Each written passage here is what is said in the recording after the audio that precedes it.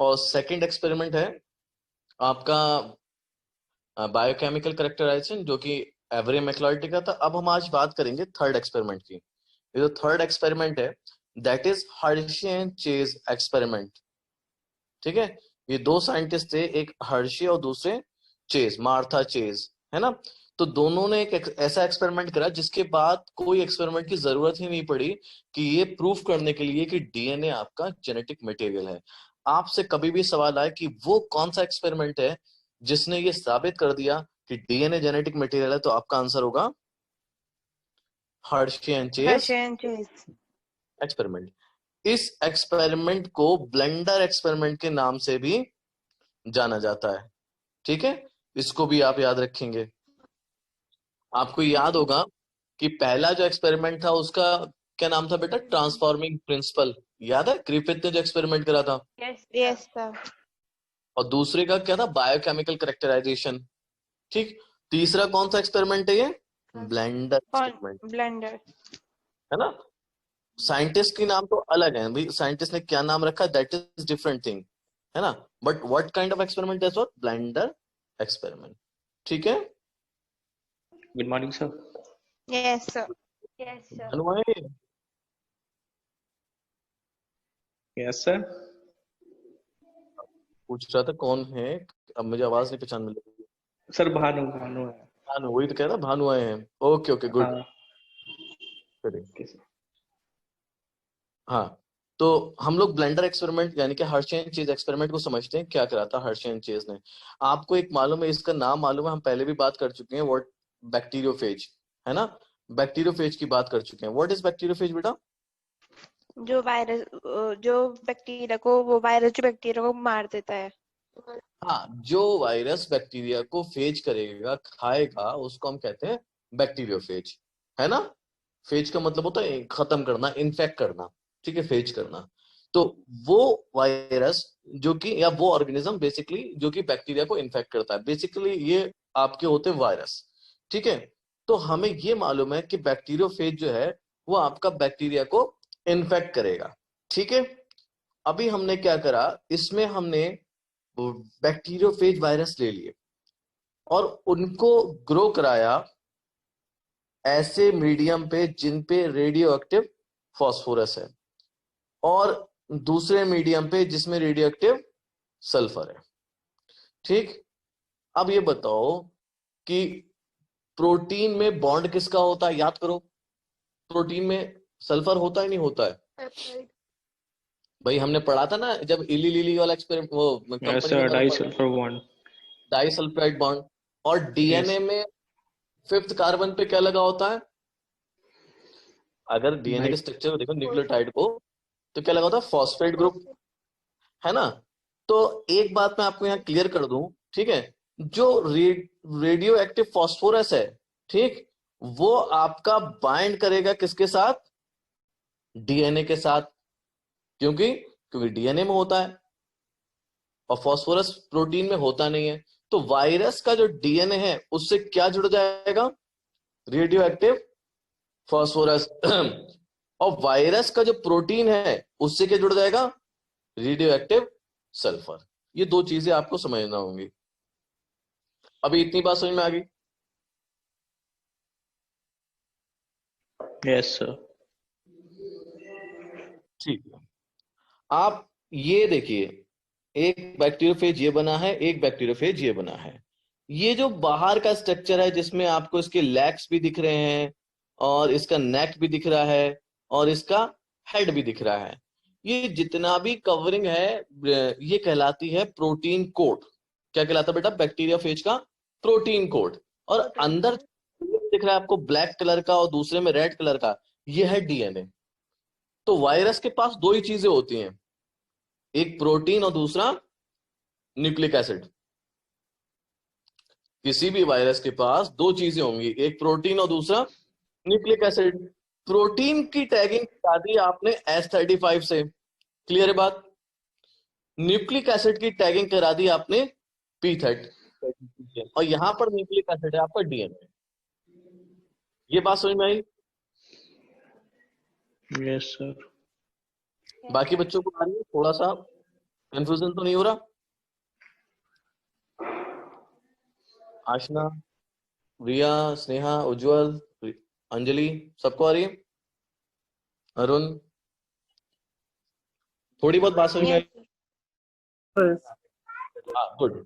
तो अब आगे देखते हैं हम लोग, है ना। इसको मिटा दे रहा हूं मैं।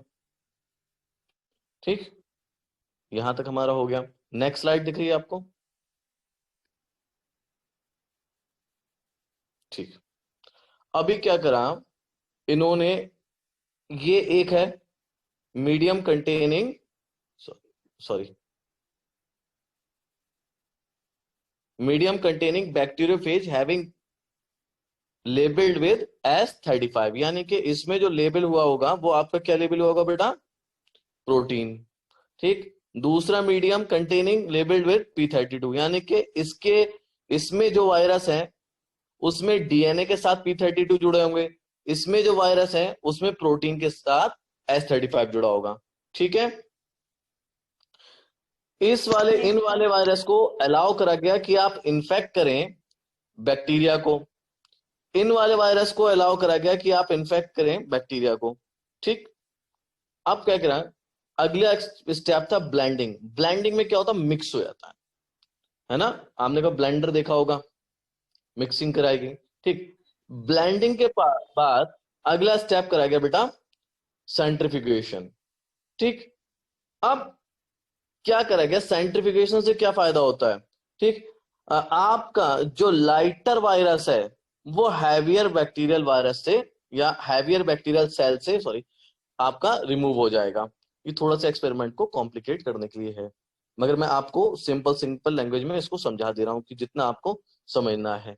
आपको पहली बात ये समझनी है कि वायरस के दो चीजें थी, एक था प्रोटीन कोड और दूसरा था आपका डीएनए।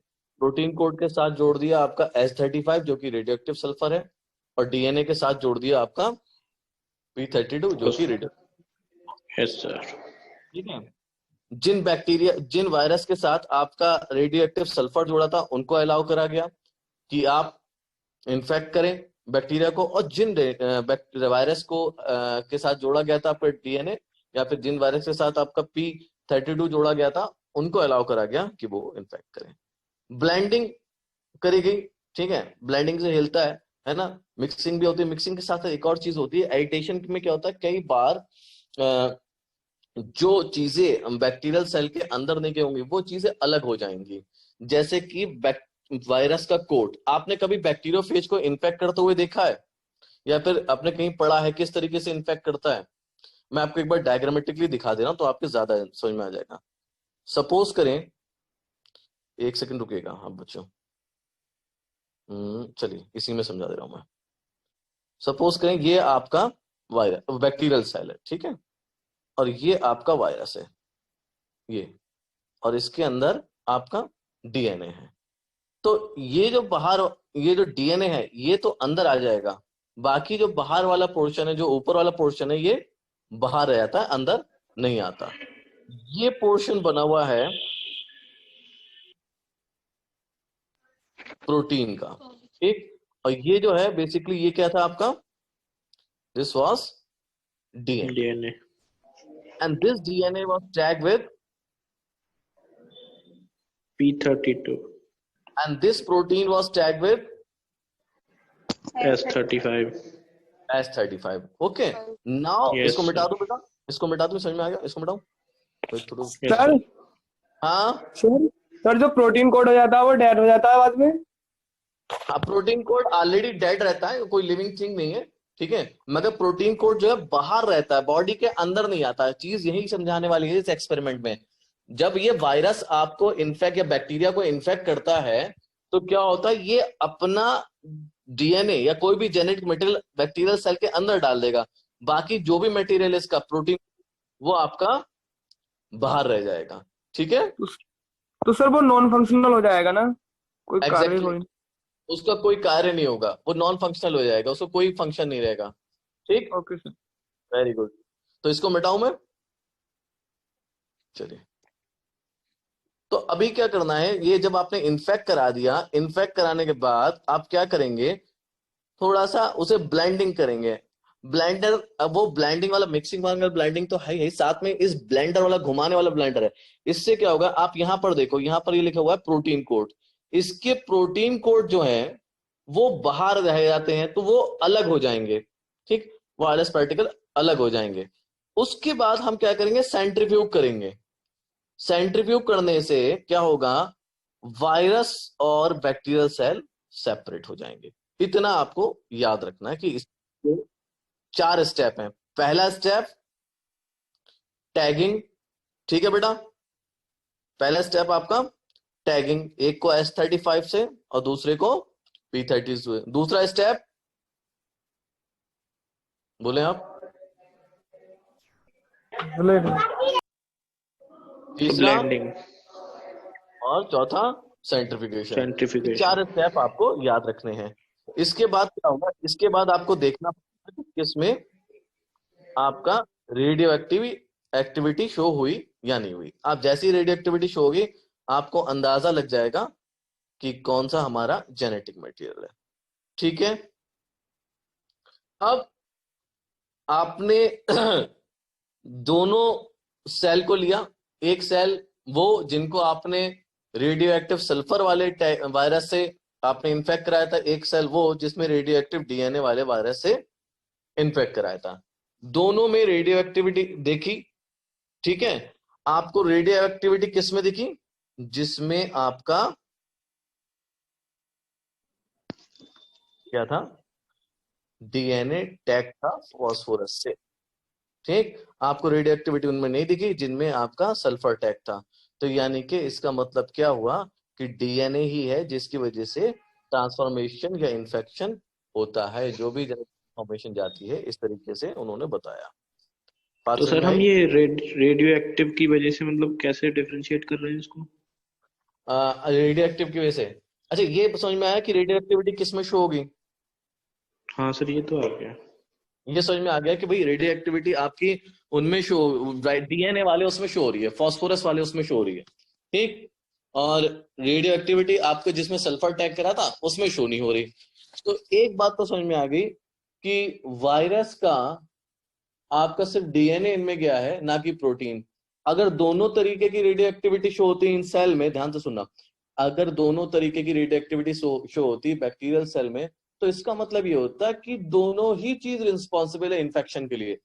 एक बात तो क्लियर हो गई, यस सर। है ना। अगर दोनों की रेडियो एक्टिविटी शो होती बैक्टीरियल सेल में, तो इसका मतलब दोनों ने इन्फेक्शन करा है। एक की रेडियो एक्टिविटी शो हो रही है, तो इसका मतलब सिर्फ उसने करा है। अगर बेटा सल्फर की रेडियो एक्टिविटी शो होती तो प्रोटीन इन्फेक्शियस है। अगर डीएनए की हो रही है, इसका मतलब डीएनए इन्फेक्शियस है। इतनी बात क्लियर हो रही है हम लोग को। Yes yes sir. अगर अब सर ये उसमें आ होता जाती तो फिर हम डिफरेंशिएट नहीं कर पाते उसको। एग्जैक्टली अभी क्या है हमारा एक पहला एक्सपेरिमेंट था, कौन सा, ग्रिफिथ, याद करो। यस माइस वाला। यस मेरा सर।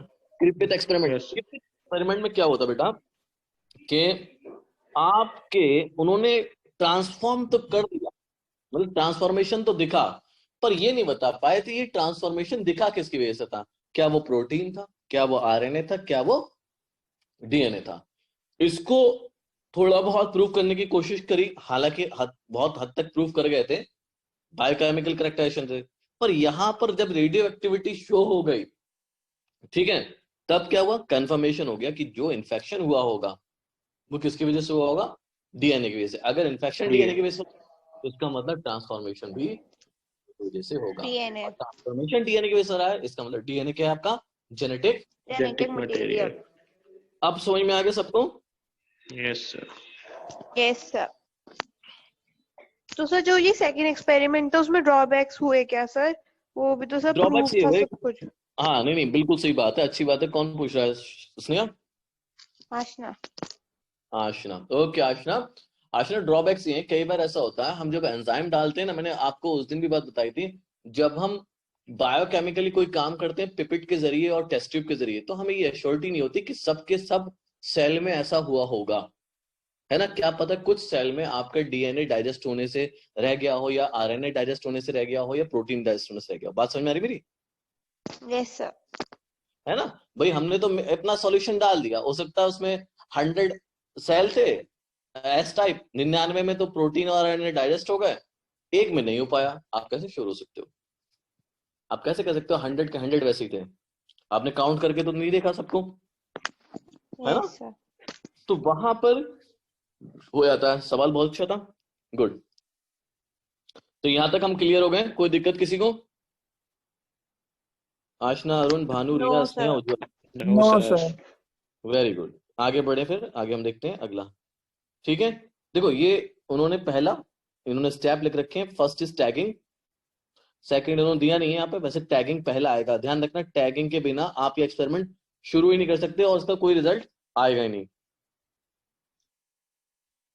ठीक है बच्चों, अब देखो यहाँ पर क्या है, पहला एक्सपेरिमेंट हो रहा है, या पहला स्टेप जो हो रहा है, टैगिंग करी। जो बाहर वाला हिस्सा है यानी कि प्रोटीन कोड, उसको किससे टैग कर दिया? सल्फर से, सॉरी ठीक फॉर। है ना? और जो अंदर का डीएनए है उसको किससे टैग करा बेटा? फॉस्फोरस है। फॉस्फोरस। अलाउ कराया। अब जरा प्यार से देखो, बड़ा प्यार से देखना यहाँ पे, आराम से। जो बैक्टीरिया या बैक्टीरियोफेज को अलाउ कराया बैक्टीरिया को इन्फेक्ट करने के लिए, आप देखते हैं इन्फेक्शन के बाद ये क्या हुआ? वायरस का प्रोटीन कोड तो बाहर रह गया, अंदर क्या आया उसका? डीएनए। Genetic DNA. डीएनए। दोनों में, इसमें भी देख लो, इसमें भी देख लो, दोनों में क्या आ रहा है? डीएनए। ब्लेंडिंग हुई, ब्लेंडिंग से सेपरेट हो गए, ठीक। देन सेंट्रीफ्यूगेशन कराया और रेडियो एक्टिविटी चेक कर ली। यहाँ पर रेडियो एक्टिविटी आपका देखा गया, है ना? यहाँ पर रेडियो एक्टिविटी देखी गई, यहाँ पर रेडियो एक्टिविटी देखी गई, ठीक। रेडियो एक्टिविटी सेल में डिटेक्ट करी गई, दोनों सेल में। एक और चीज पॉइंट है, वो भी बताऊंगा। इसमें आपकी कोई रेडियो एक्टिविटी नहीं देखी गई, क्योंकि यहाँ पर प्रोटीन में रेडियो एक्टिविटी टैग थे, और यहाँ पर रेडियो एक्टिविटी इसलिए शो हुई क्योंकि डीएनए ने इन्फेक्शन करा और डीएनए में फास्फोरस टैग था। अगली चीज, सुपर नाइट्रेंट जानते हो बच्चा? नहीं। देखो, आप टेस्ट ट्यूब में कोई चीज लो, जो है ना, एक सॉल्यूशन ले लो, ठीक, और सॉल्यूशन में कुछ घोलो। जैसे कि मैं कहूं आप रेत ले लो, रेत लिया आपने, रेत जानते हो ना, रेत सभी जानते होंगे। यस और सर। नमक, ठीक है, नमक और रेत आपने घोला पानी में, पानी में घोला, पानी में क्या हुआ, थोड़ी सी रेत घुलेगी नहीं, नीचे सेटल डाउन हो जाएगी, ठीक। अब इकट्ठी हो गए, जो नीचे इकट्ठा हो गया वो कहलाता है पैलेट, ठीक। और जो ऊपर रहा था वो कहलाता बेटा सुपर नाइट्रेंट। अब इन्होंने सुपर नाइट्रेंट में देखा, जो बचा, है ना, तो सुपर नाइट्रेंट में देखा कि रेडियो एक्टिव किसमें शो हो रही थी? सल्फर वाले में। यानी कि जो बच गया, है ना, जो चीज वायरस बैक्टीरिया के अंदर नहीं गई, उसमें आपकी सल्फर वाली रेडियो एक्टिविटी शो हो रही थी, है ना। और जो दूसरे थे सुपर नाइट्रेंट, उसमें आपकी रेडियो एक्टिविटी शो नहीं हुई। ये लाइन समझ में आई या कंफ्यूज हो गए? पहले बताओ। सर एक बार और। एक बार और, ठीक है। ये आपका पैलेट है, ये आपके सुपर नाइट्रेंट है, ठीक। सुपर नाइट्रेंट में जाहिर सी बात है क्या पड़े होंगे? प्रोटीन कोड, ठीक। क्या पड़े होंगे? प्रोटीन कोड, क्योंकि यही तो यस निकल के सर। चले गए भाई, प्रोटीन कोड ही यस तो सर। आपके थे जो सुपर नाइट्रेंट। अब ये दूसरा है, इसको देखते हैं, ठीक।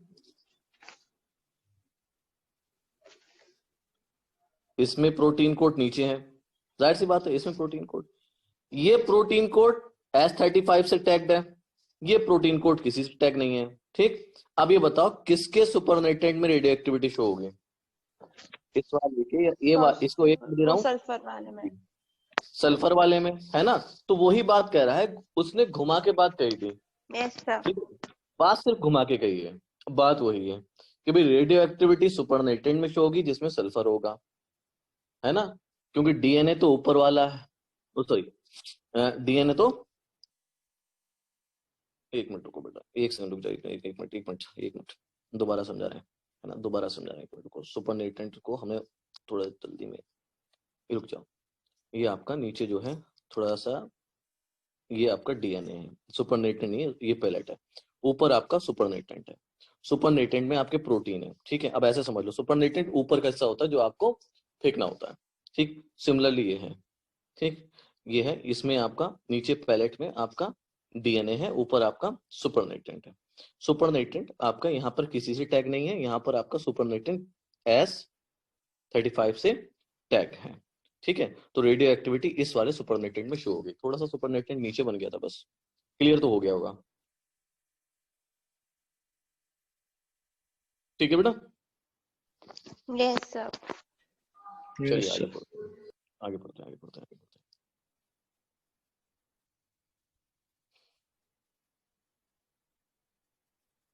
ठीक,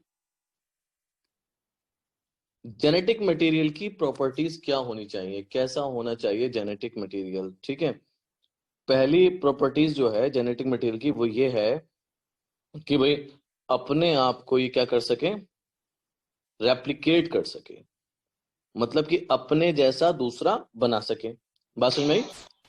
इसके पास ये एबिलिटी रेप्लिकेट करते हैं एग्जैक्ट कॉपी बनाना। ठीक है, उसको कहते हैं रेप्लिकेट कर सके। ठीक है बेटा, दूसरा डीएनए या जो भी आरएनए अगर जेनेटिक मटेरियल है वो केमिकली और स्ट्रक्चरली कैसा हो, स्टेबल हो। अगर केमिकली और स्ट्रक्चरली स्टेबल नहीं होगा तो वो क्या होगा, म्यूटेट कर जाएगा, म्यूटेशन आ जाएगा। और ज्यादातर जो म्यूटेशन होते हैं वो कैसे होते हैं, हार्मफुल होते हैं। ध्यान तो सुनना, अगर केमिकली और स्ट्रक्चरली स्टेबल नहीं होगा तो क्या कर जाएगा, म्यूटेट कर जाएगा और आपका डीएनए खराब हो जाएगा।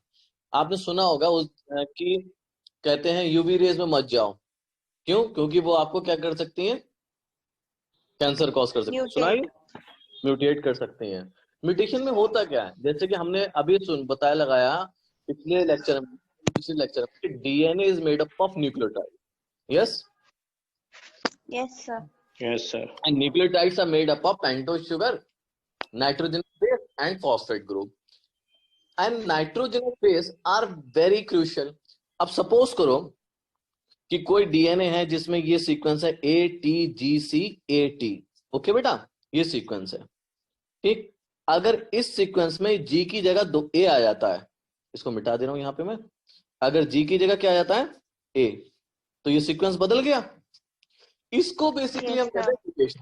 या फिर ये जी हट जाए, डिलीट हो जाए, तो ऐसी चीजें कहलाती है म्यूटेशन, है ना। तो अगर कोई डीएनए आसानी से म्यूटेट हो रहा है तो क्या होगा, आप इवोल्यूशन में नुकसान होगा। और दूसरी चीज क्या होगी कि वो आपका हार्मफुल रहता है, मतलब कि अच्छा नहीं रहता। तो डीएनए या जेनेटिक मटेरियल कैसा होना चाहिए बेटा, केमिकली एंड Stable. स्टेबल।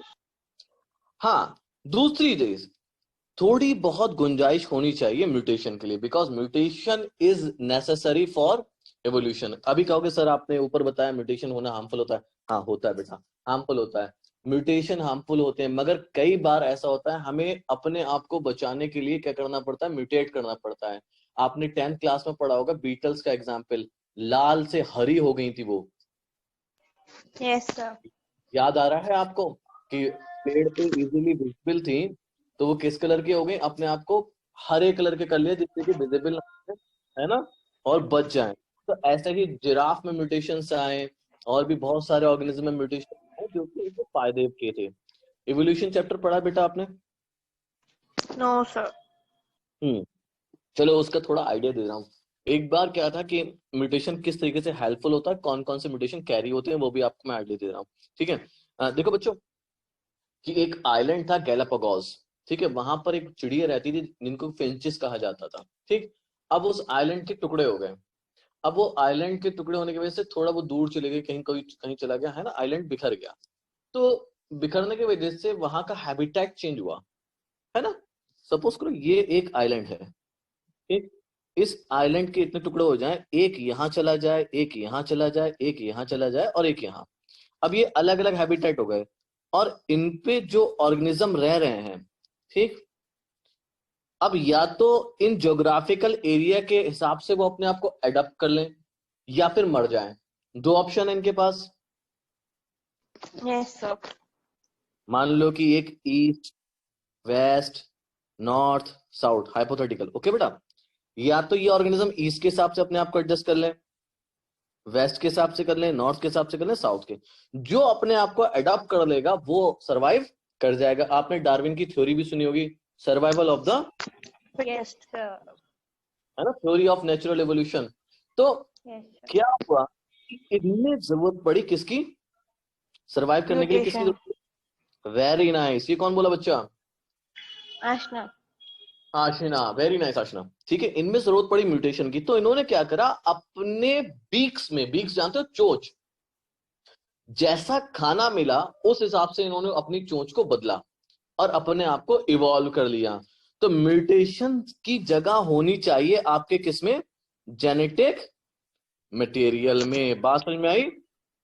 क्योंकि जिससे कि क्या हो, वेरिएशन आए, and variation is the basic need for evolution. Evolution. ठीक है, म्यूटेशन आएगा, म्यूटेशन किसके लिए जरूरी है, इवोल्यूशन के लिए। ठीक है, यस सर। Yes, sir. अब इनके अंदर लास्ट पॉइंट, जो मेंडल थे, मेंडल की बात कर रहे हैं, इनके अंदर वो एबिलिटी हो कि ये अपने आप को एक्सप्रेस कर सके कि मेंडेलियन कैरेक्टर्स के हिसाब से, समझ में, एक डोमिनेंट, एक रिसेसिव, ठीक, और दूसरा या फिर हेटेरोजाइगस, और at the time of gamete formation दोनों एलील सेपरेट हो जाएं।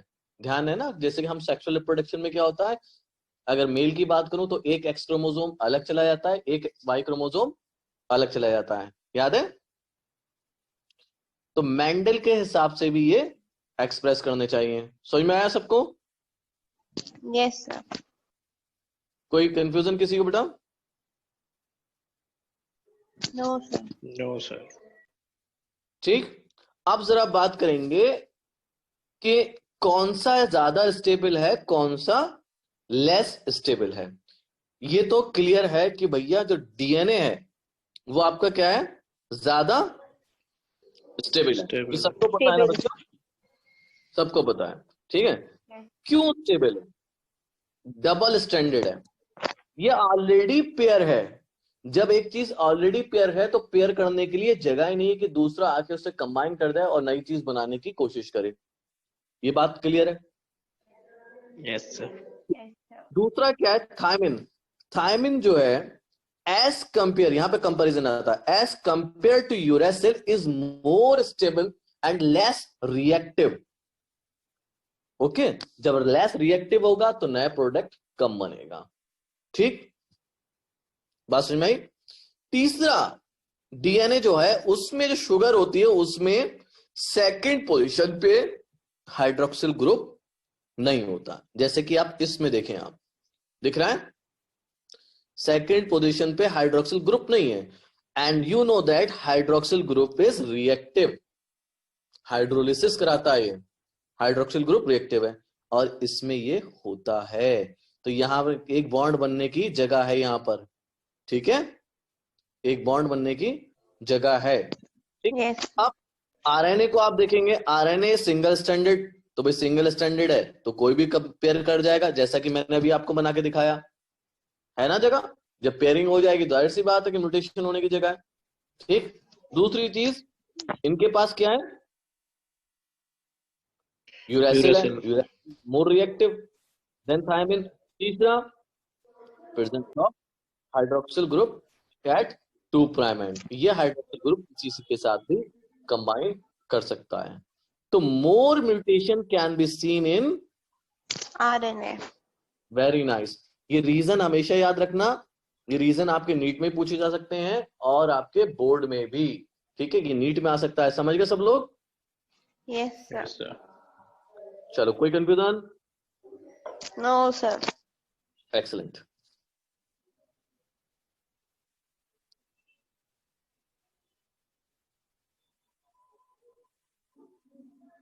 चलिए, आरएनए आपका कैसा है, अनस्टेबल। है ना?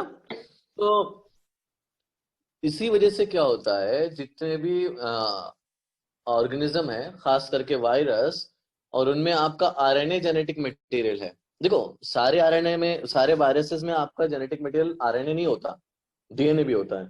पर जितने भी आरएनए कंटेनिंग वायरस हैं, यानी कि जिनमें आरएनए आपका जेनेटिक मटेरियल है, जैसे कि आपका बैक्टीरियोफेज हुआ, ये भी याद रखना है आपको, टोबैको मजिक वायरस हुआ, और आपका HIV वायरस हुआ, तो ये जितने भी आपके आरएनए कंटेनिंग वायरस हैं, इनमें क्या होता है, दे म्यूटेट एंड इवॉल्व फास्टर। इसलिए क्या होता है कि हम लोग कई सारे वायरस की क्या नहीं बना पाते हैं, वैक्सीन नहीं बना पाते हैं, बिकॉज ऑफ देयर म्यूटेशन। ठीक है, अब आपके लिए सवाल है बेटा, जो कोरोना वायरस है, ठीक है, यस जो सर। आपका, एक मिनट, मेरी स्क्रीन आ रही है आपके पास जो चल रही है? Yes sir. ये दिख रहा है आपको? कोरोना वायरस में कौन से जेनेटिक मटेरियल है?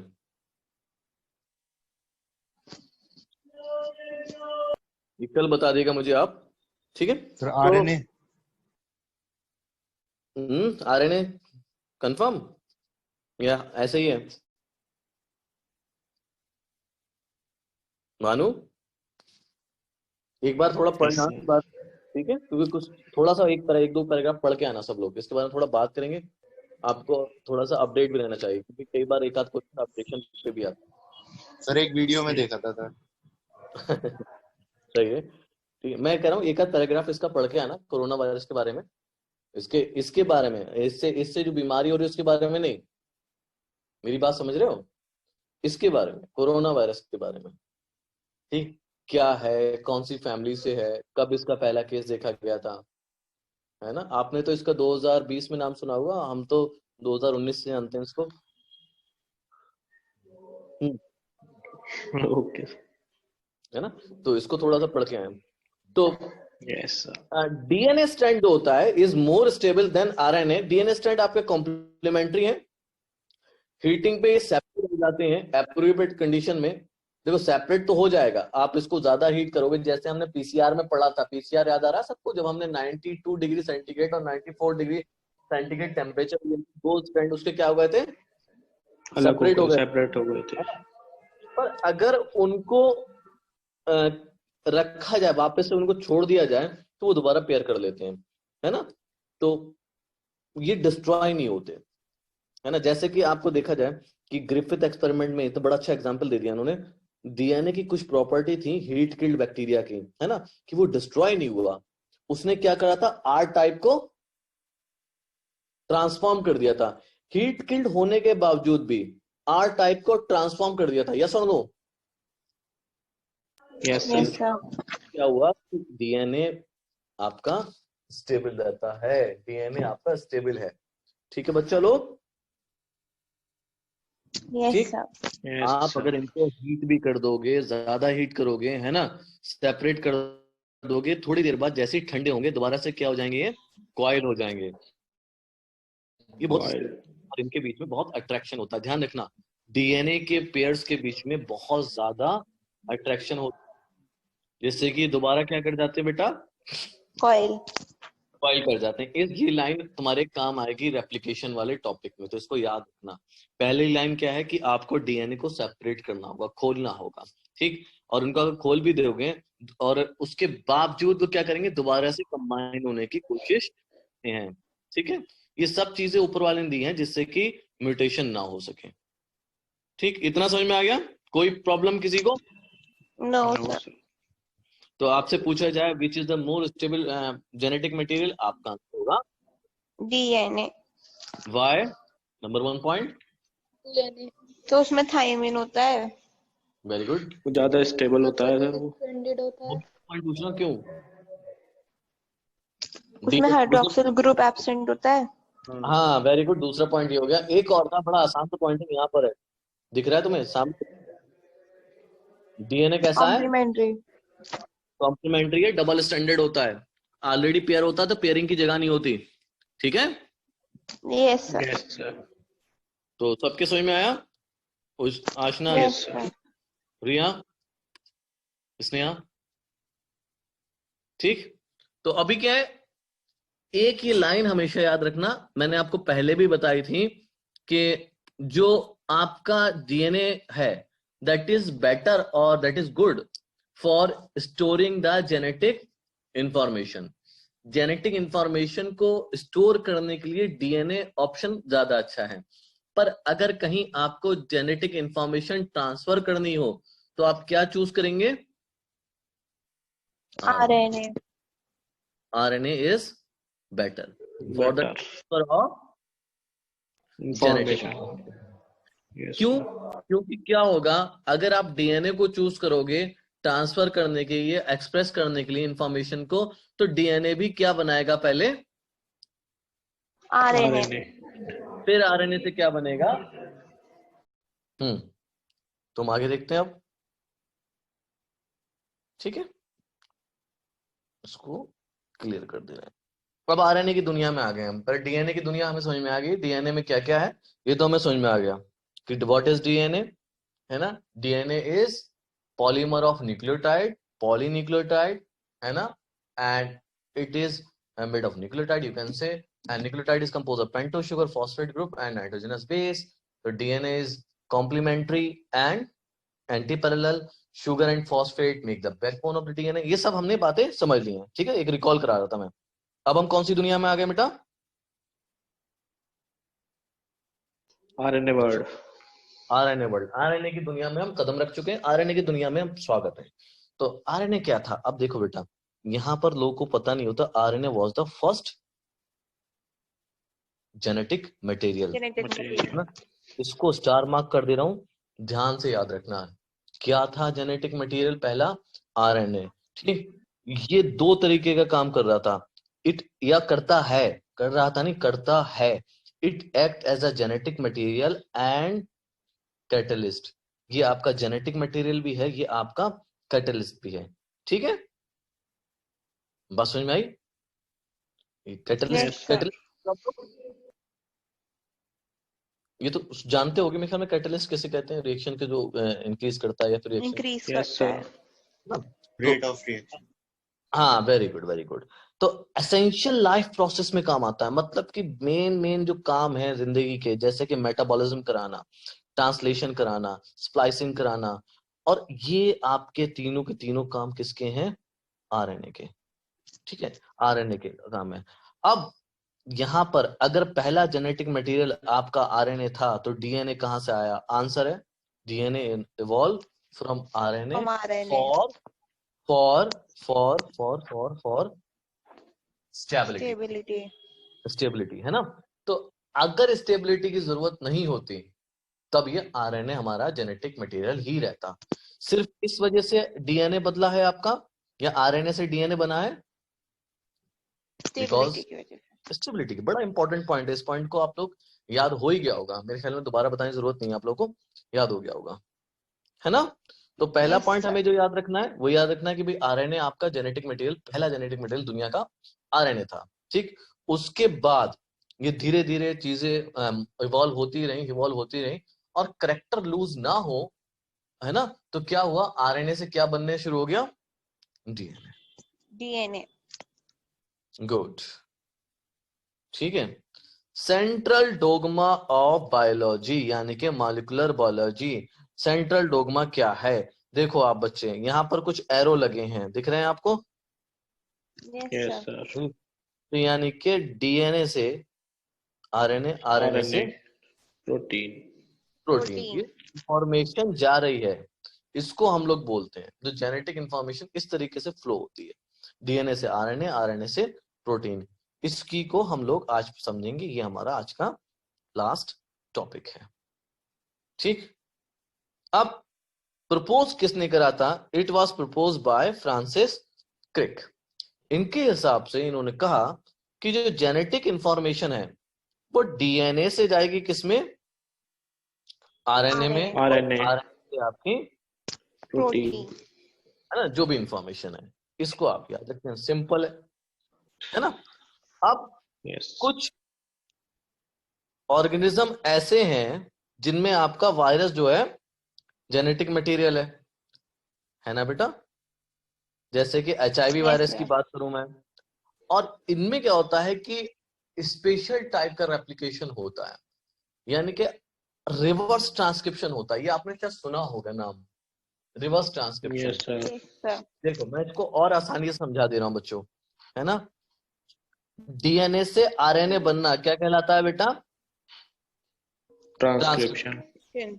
अब मान लो कि आरएनए से आपका डीएनए बने, तो यानी कि अब फिर डीएनए से आपका क्या बने, आरएनए। तो ये कहलाएगा आपका रिवर्स ट्रांसक्रिप्शन। या फिर सिर्फ इतना भी काफी है आपका कि रिवर्स हो जाए ट्रांसक्रिप्शन, उल्टी डायरेक्शन में चल रही है, सिंपल है ना, उल्टी डायरेक्शन में चल रही है, तो ये क्या कहलाएगा बेटा, रिवर्स ट्रांसक्रिप्शन। और इसमें सबसे कॉमन एग्जांपल है आपका एचआईवी। एचआईवी वो वायरस है जिसमें आपका क्या होता है, रिवर्स ट्रांसक्रिप्शन होता है ना। तो फ्लो कैसा होगा इंफॉर्मेशन का, first from RNA to DNA, then फिर आपका सीरियल डीएनए से फिर आरएनए बनेगा और आरएनए से फिर तो ये डायरेक्ट प्रोटीन ही बना सकता, अपना आरएनए है ही तो उसके पास। हाँ ये प्रोटीन बना सकता है पर करते नहीं, अभी इस पे चल रहा है काम, ठीक है, हालांकि बना सकते थे।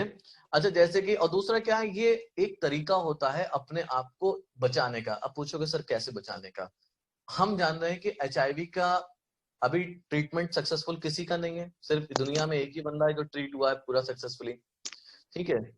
आप भी जानते हैं एचआईवी का इन्फेक्शन हो जाए तो उसकी मौत निश्चित होती है, ये तो पता है ना। आपको ये भी पता है एचआईवी आपके किस जगह अटैक करते हैं, इम्यून सेल पे अटैक करते हैं, इम्यून ये सिस्टम। भी पता है आपको। एचआईवी की जो वायरस है इम्यून सेल पे अटैक करता है, पहले मैक्रोफेज पे करेगा फिर आपका टी सेल पे करेगा, ठीक।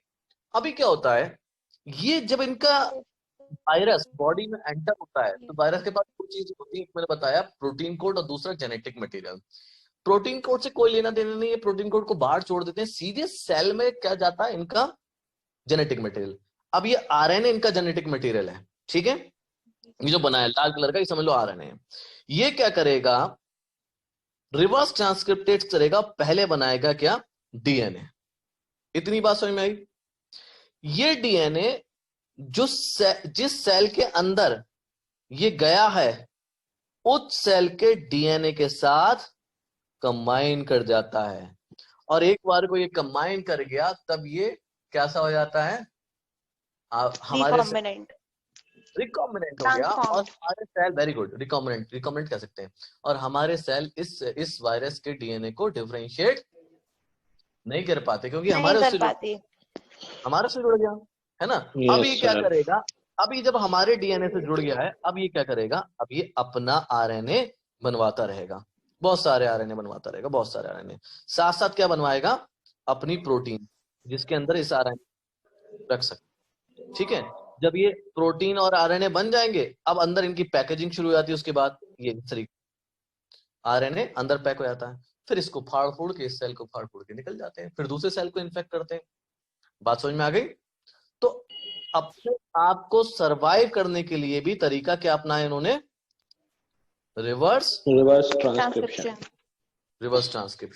है ना। जब एक चीज पहचानी नहीं जाएगी, अब मान लो कि मैं भानु को एक फोटो दिखाऊं, भानु आपने इंडियन के खुफिया उसमें है, ये एजेंट है ना भानु, ठीक है, थोड़ी देर के लिए बन जाओ, है ना। और भानु को मैं एक फोटो दूं, ये भाई ये फोटो है, इस आदमी को तुम्हें स्नाइपर से शूट करना है ना, बहुत खतरनाक शूटर है हमारे भानु। अब भानु को फोटो दिया हमने, बड़ा दिया, जो भी दिया XYZ किसी का फोटो दिया, अब भानु को दिख ही नहीं रहा है ना। अब वहां पर क्या है कि वो एजेंट वाले कपड़ों में आ गया, भानु जैसे कपड़ों में, यानी जैसे एजेंट है कंपनी के, उस कपड़ों में वो इंसान आ गया जिसका मैंने फोटो दिया था। अब भानु शूट नहीं कर पाएंगे, पहचान ही नहीं पाएंगे कि कौन है, एजेंट है कहीं कोई दूसरा तो नहीं। तो सेम दिक्कत क्या होती है हमारे सेल के साथ, जो हमारे सेल हैं जो कि वायरस को मारते हैं, वो भी क्या करते हैं, पहचान नहीं पाते, और वायरस इसी लिहाज से जिंदा रहता है काफी टाइम तक और इंसान को तबाह कर देता है। ठीक है, इतना समझ में आया। Yes sir. तो जिनमें रिवर्स ट्रांसक्रिप्शन पाया जाएगा उनमें इंफॉर्मेशन कैसे जाएगी, पहले RNA to DNA, then DNA to RNA, then RNA to protein, उल्टी चलेगी। Protein, very good.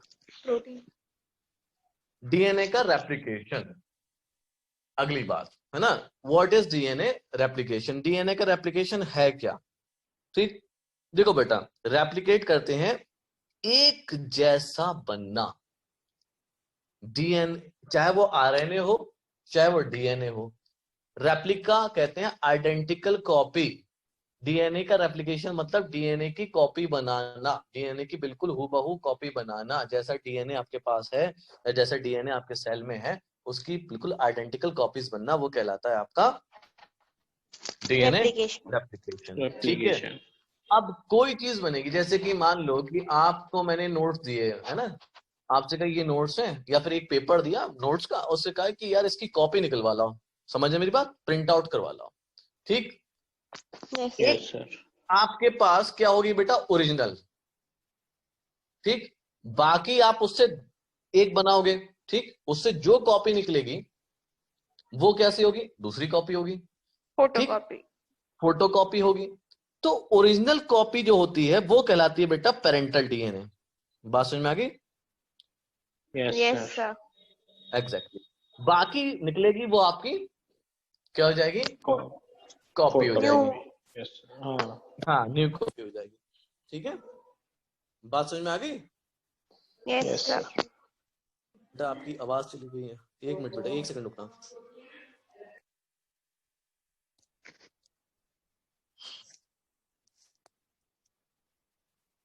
दोबारा बोलना बच्चों। Yes sir. हेलो, आ रही है? हाँ आ रही है, आ रही है। ठीक है, तो इतना आपके समझ में आ गया? Yes sir. Yes sir. तो जैसे कि यहां पर आप देखें, सिर्फ आज आइडिया दूंगा, बाकी कल मैं आपको डिटेल लेने हैं। दिख रहा है आपको? ठीक, ये नीले रंग का डीएनए है, इस नीले रंग के डीएनए पे एक लाल रंग का डीएनए इधर बनना है, एक लाल रंग का डीएनए इधर बनना है। ठीक है, तो एक स्ट्रैंड नीले रंग का ये है, एक स्ट्रैंड नीले रंग का ये है। ठीक, जिन स्ट्रैंड पे नया डीएनए बनना है वो क्या कहलाएंगे बेटा, पेरेंटल टेम्पलेट। स्ट्रैंड या पेरेंटल डीएनए। बात समझ में आ गई? Yes sir.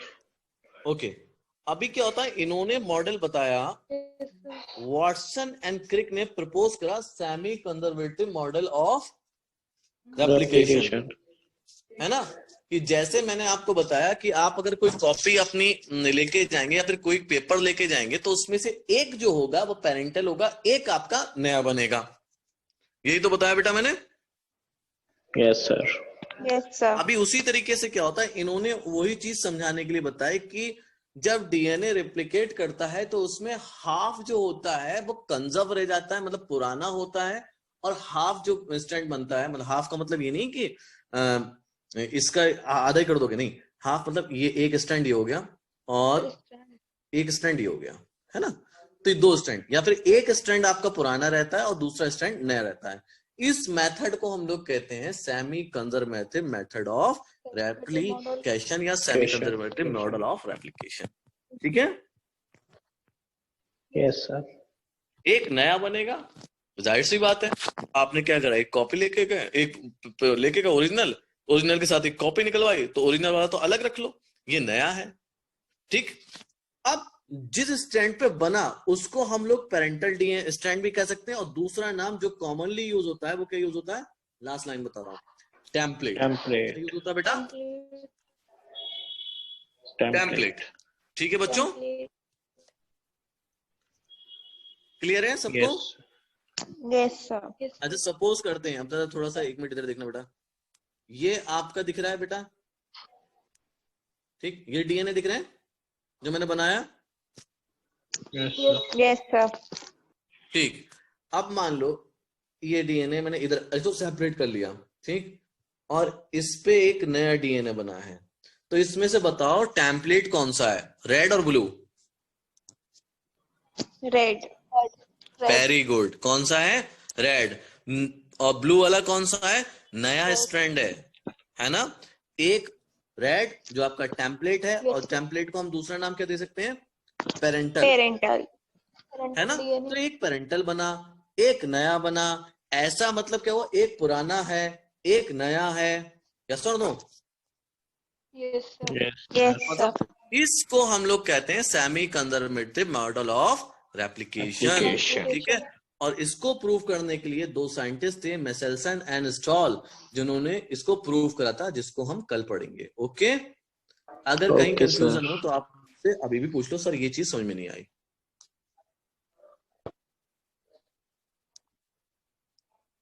बच्चे लोग। तो सर ये 4 साइंटिस्ट थे, 2 थे सर ये? नहीं, ये मिचेल्सन स्टॉल ये अलग साइंटिस्ट हैं जिन्होंने ये प्रूफ करा कि semi conservative model of replication होता है। प्रपोज किसने करा था बेटा? वॉटसन और वॉटसन है ना, दोनों चीज में फर्क है, एक प्रपोज करना एक बात को और उस बात को साबित करना। Okay sir. ओके, सबको क्लियर हो गया? Yes sir. सर। चलो फिर कल पढ़ते हैं, है ना? ओके। Thank you sir.